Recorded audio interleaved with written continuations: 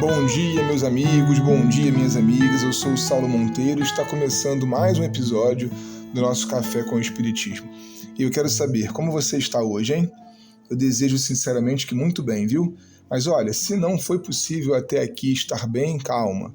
Não fique mal por não estar bem. Faz parte do ciclo e as coisas vão se alterando aos poucos. Gente querida, hoje eu vou avançar para mais um tópico de O Livro dos Espíritos que entendo ser de alta aplicabilidade para nossos dias, para nossas vidas. É a ideia de lei natural ou lei de Deus. Apesar de ser um tema originalmente filosófico e parecer de um alcance distante, na verdade ele tem um lado muito útil à posição de cada um e de cada uma de nós no mundo. Mas antes de comentarmos que aspecto é esse e de contextualizá-lo um pouco, eu vou ler a questão do livro de abertura do Espiritismo que eu escolhi para comentar com vocês hoje. É o item 648, em que lemos assim. Pergunta: que pensais da divisão da lei natural em 10 partes, compreendendo as leis de adoração, trabalho, reprodução, conservação, destruição, sociedade, progresso, igualdade, liberdade e, por fim, a de justiça, amor e caridade? Resposta: essa divisão da lei de Deus em 10 partes é a de Moisés, e de natureza a abranger todas as circunstâncias da vida, o que é essencial. Pode, pois, adotá-la sem que por isso tenha qualquer coisa de absoluta, como não o tem nenhum dos outros sistemas de classificação. Todos compreendem e dependem de um prisma pelo qual se considere o que quer que seja. A última lei é a mais importante, por ser a que faculta ao homem adiantar-se na vida espiritual, visto que resume todas as outras. Tem muito material, né, gente, aqui nessa questão. Eu vou comentá-la em tópicos para não perder a ideia lógica. Primeiro, aquele aspecto prático que eu comentava no início, de estudar a lei natural, é para o ser humano terreno a possibilidade de enxergar o caminho do seu progresso, as estradas de aquisição da sua liberdade, a autoiluminação. Como disse Jesus, aliás, o conhecimento nos liberta. Então, para além das questões filosóficas importantes sobre o que é a lei de Deus, nós temos algo aqui bem prático, que é entender de que maneira essas leis do universo nos encaminham para a felicidade. Segundo tópico. Logo nos chama a atenção também aqui a ideia de classificação.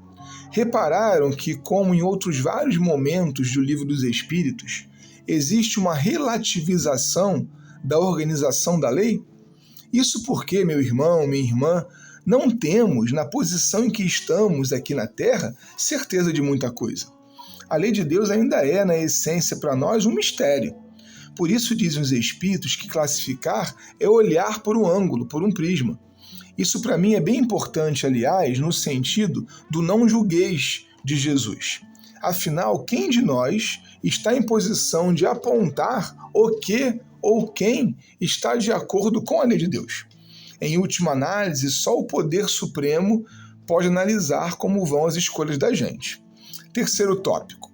Uma outra questão que me salta aos olhos é a citação do nome de Moisés. Vocês sabiam que Moisés pode não ter existido e ser um personagem somente teológico?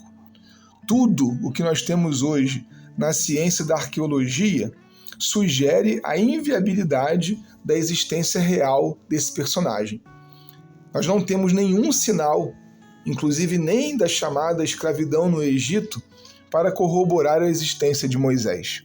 E aí eu te pergunto, será que isso contradiz tudo que nós lemos até agora na pergunta 648? Me parece que não.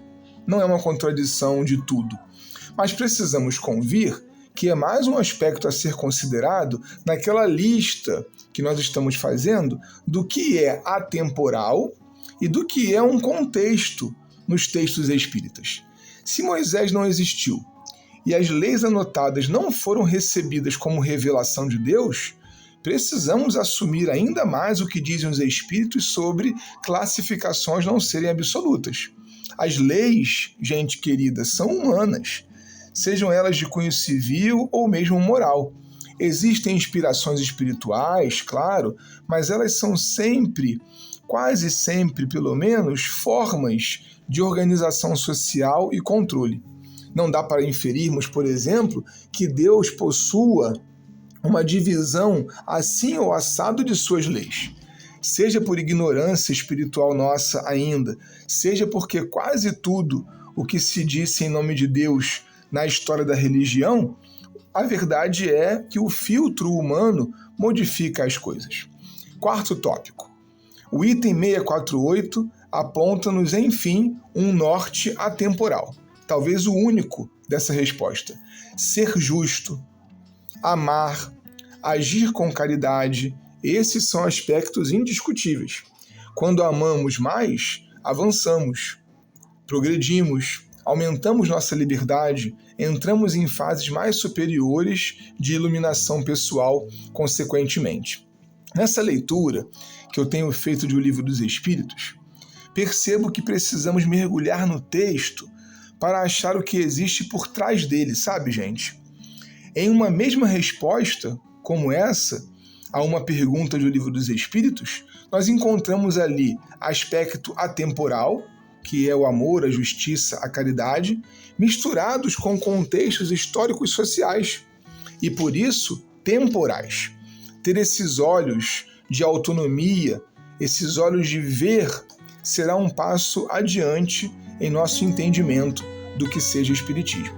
Um forte abraço e até o próximo Café com o Espiritismo.